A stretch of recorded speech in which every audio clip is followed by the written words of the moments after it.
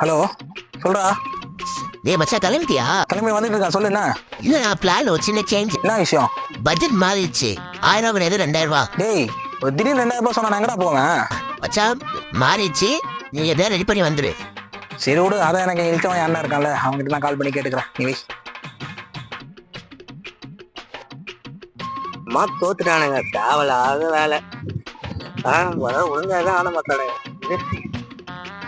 இவன் ஏன் கால் பண்றான்? சொல்றா என்னடா? ஏய், எனக்கு அர்ஜென்ட்டா ஒரு 2000 ரூபாய் தேவைப்படுது. 2000 ரூபாவா? ஏய் என்கிட்ட எல்லாம் காசு இல்ல. டேய், ஒழுங்கா இப்ப தெரியா இல்ல லவ் விஷயத்தை அப்பா கிட்ட சொல்றவா? சரி சரி, அனுப்பிச்சு விடுறேன். ஹலோ பிரதர், எங்க இருக்கீங்க? டேய் என் ஃப்ரெண்ட்ஸோட பேசிட்டு இருக்கேன். அப்படியா? எவ்வளோ நேரம் ஆகும் வரத்துக்கு? ஒரு ஹாஃப் அன் ஹவர் ஆகும். ஏன்? அப்படியா? இல்லை, எனக்கு பைக் கொஞ்சம் தேவைப்படுது. ஆர்எஃப் கொஞ்சம் வேணும் எனக்கு. நான் பெட்ரோல் போட்டு வச்சிருப்பேன், நீங்க ஜாலியா எடுத்து சுத்திட்டு இருப்பீங்களா? இப்போ எனக்கு பைக் வேணும். எப்படி தர முடியுமா முடியாதா? முடியாதுடா.